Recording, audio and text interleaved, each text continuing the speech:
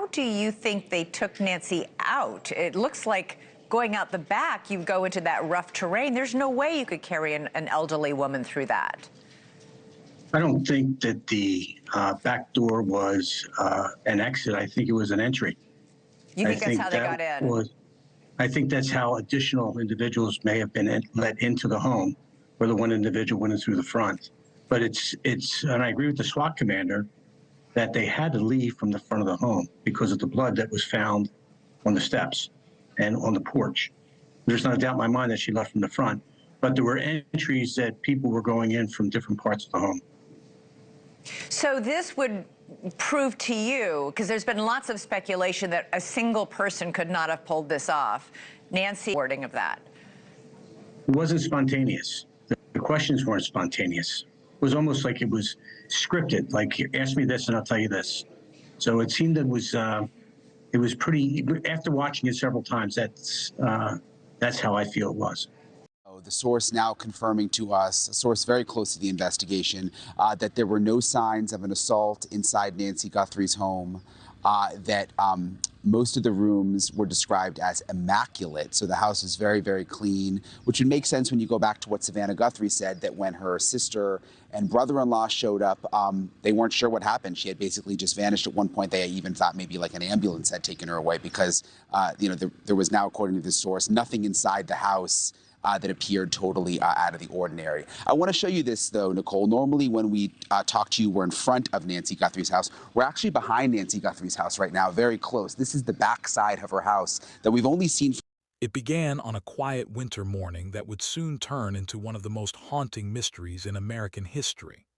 On December 26, 1996, inside a large home in Boulder, Colorado, the family of JonBenét Ramsey woke to a discovery that would shock the world: a ransom note left on the staircase. It wasn't a short demand or a rushed message. Instead, it was unusually long, carefully written, and filled with specific instructions that immediately raised more questions than answers. The note claimed that JonBenét had been kidnapped and demanded a ransom of $118,000. What stood out to investigators was not just the amount, but the tone of the message. It sounded rehearsed, almost theatrical, as if whoever wrote it wanted to control the narrative from the very beginning. The family quickly contacted authorities, and within minutes, police arrived at the scene, treating it as a possible abduction. But as the morning unfolded, small details began to feel out of place. The note had been written inside the house, using materials that belonged to the family. There were no clear signs of forced entry, and despite the urgency of the situation, the instructions in the note seemed strangely complex for a typical ransom demand. As investigators moved through the home, tension grew. What initially appeared to be a kidnapping began to feel far more complicated. If you're drawn to real mysteries that challenge what we think we know, this is the perfect time to like this video, subscribe, and share it with someone who follows true crime stories. Because what was discovered later that same day would change everything and turn this case into one of the most debated investigations in history. As the investigation continued inside the home of JonBenét Ramsey, the situation took a devastating and unexpected turn. Hours after the ransom note was discovered, and police had begun searching the house, JonBenét's father made a discovery that would change the entire direction of the case. In a basement room, hidden from plain view, her body was found. In that moment, what had been treated as a kidnapping instantly became a homicide investigation. Investigators were faced with a scene that raised more questions than answers. The ransom note was still there, yet the victim had never left the house. This contradiction alone made the case highly unusual. The focus quickly shifted to understanding how both elements, the note and the crime, fit together. As forensic teams examined the scene, they began documenting every detail. There were signs that JonBenét had been restrained, and evidence suggested that the events leading to her death were not random. The complexity of the scene made it difficult to immediately determine what had happened or who was responsible. The presence of the ransom note now seemed even more puzzling. If the intention had been kidnapping, why was the victim still inside the home? And if it was something else entirely, then what role did the note play? As these questions began to surface, public attention intensified. Media coverage grew rapidly, and the case quickly became one of the most talked about mysteries in the country. If you're following this case, make sure to like the video, share it with someone who enjoys real investigative stories, and subscribe so you don't miss what comes next. Because as investigators dug deeper into the evidence, they would uncover details about the ransom note itself, details that would make this case even more complex and difficult to explain. As investigators continued examining the case of JonBenét Ramsey, their attention turned fully to the ransom note itself. What had initially seemed like a critical clue now became one of the most puzzling pieces of evidence. Detectives and handwriting experts began analyzing every word, every phrase, and even the structure of the message, searching for anything that could identify its author.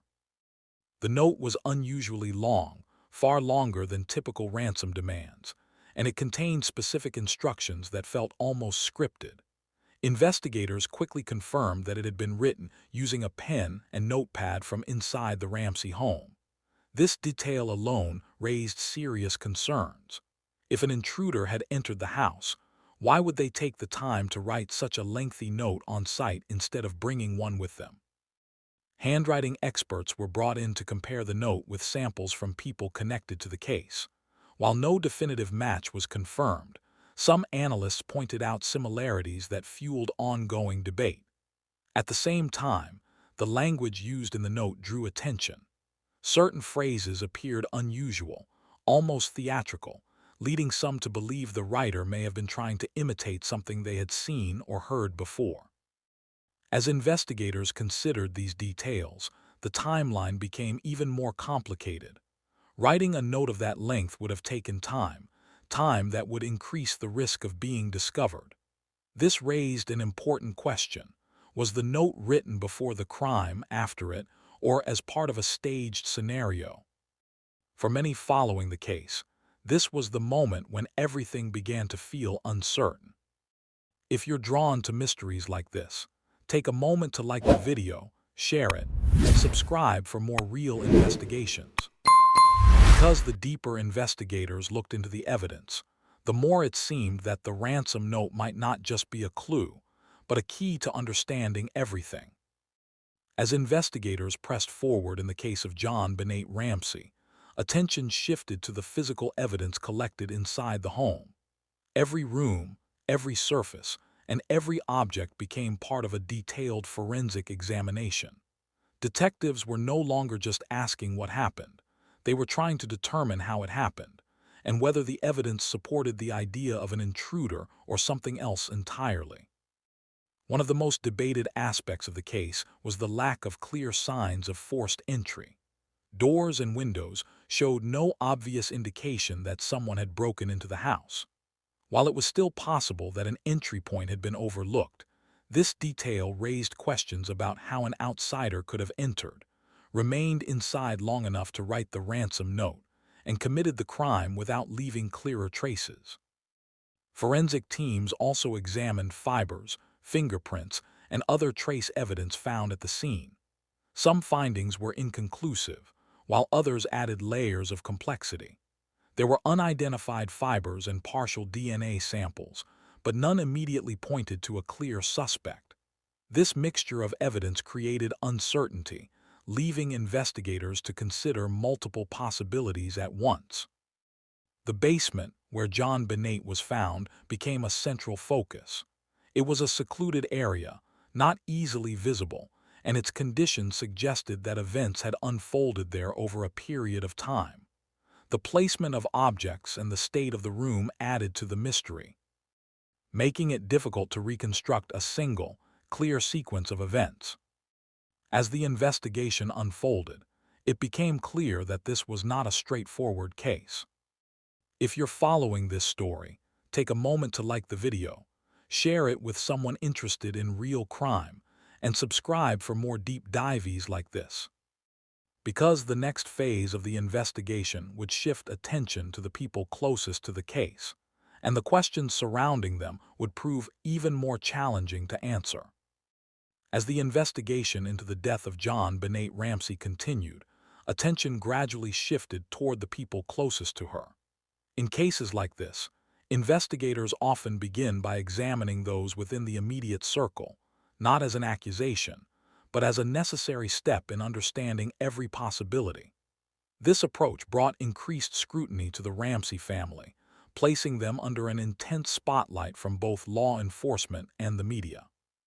Detectives conducted interviews, revisiting timelines and comparing statements for consistency. Small details began to matter more than ever: who was awake, who heard what, and how events unfolded during the night. While the family maintained their innocence, the unusual nature of the case, especially the ransom note written inside the home, made it difficult to ignore questions about how everything fit together. The media attention surrounding the case grew rapidly, turning it into a national story. Every new development was analyzed publicly, and speculation spread quickly. This level of exposure created pressure not only on investigators but also on the family, as their actions and statements were constantly examined. At the same time, forensic evidence continued to be reviewed. DNA samples and trace materials were analyzed in an attempt to identify any unknown individuals who might have been present. While some findings suggested the possibility of an outside contributor, none provided a definitive answer, leaving the case open to multiple interpretations. As the investigation deepened, it became clear that there were no simple answers. Each new piece of information seemed to raise additional questions rather than resolve existing ones. If you're following this case, now is a good time to like the video, share it with someone who enjoys true crime stories, and subscribe so you don't miss what comes next. Because the next stage of the investigation would explore how experts tried to interpret the evidence, and why their conclusions didn't always agree. As the investigation into JonBenét Ramsey moved forward, experts from different fields were brought in to interpret the growing body of evidence. Forensic analysts, behavioral profilers, and handwriting specialists all examined the case, each offering their own perspective. But instead of bringing clarity, their conclusions often conflicted, adding even more complexity to an already puzzling situation. Handwriting experts revisited the ransom note, comparing it with samples from individuals connected to the case. Some believed there were similarities worth noting, while others argued the differences were too significant to draw any firm conclusions. This lack of agreement meant that one of the most critical pieces of evidence remained uncertain, leaving investigators without a clear direction. Behavioral analysts also studied the wording of the note and the nature of the crime. They examined whether the language suggested an outsider, attempting to mislead investigators, or someone familiar with the household trying to stage a scenario. Each interpretation opened new possibilities, but none could be confirmed beyond doubt. Forensic testing continued as well, with DNA evidence being reanalyzed using updated techniques. While some samples suggested the presence of an unknown individual, they did not conclusively identify a suspect. This left investigators balancing between theories, one pointing toward an intruder, the other raising questions about someone closer to the victim. As these expert opinions were presented, the case became a study in uncertainty. It showed how, even with advanced analysis, evidence can sometimes lead to multiple interpretations rather than a single clear answer. If you're following this story, take a moment to like the video, share it with someone interested in real investigations, and subscribe for more deep dives like this. Because the next chapter would reveal how public opinion and media coverage began to shape the narrative, turning this case into one of the most debated mysteries in true crime history.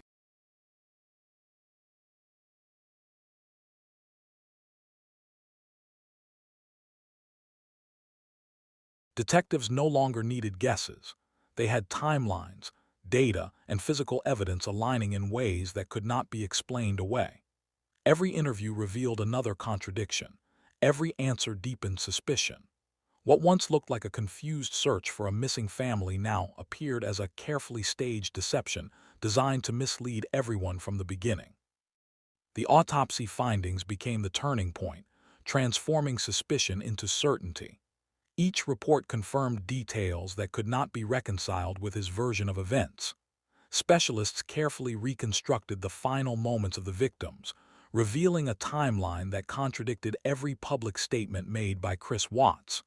The evidence was not just suggestive, it was definitive, closing every remaining loophole. As pressure increased, the interrogation room became a space where silence spoke louder than words. Detectives applied steady pressure, allowing contradictions to surface naturally. The carefully constructed story began to unravel piece by piece. What remained was not a defense, but a breakdown of a narrative that could no longer survive scrutiny. Each pause, each hesitation, added weight to the truth emerging beneath it. But even as the truth neared full exposure, the emotional weight of the case settled heavily on everyone involved. Behind the files and reports were real lives lost, a family shattered beyond repair, and a community struggling to understand how such tragedy unfolded in silence.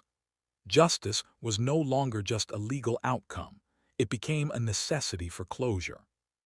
And as the case moved toward its final resolution, one thing was undeniable. The evidence had already delivered its verdict long before the court did. Silence filled the aftermath, as investigators reflected on how truth eventually surfaces no matter how deeply it is buried.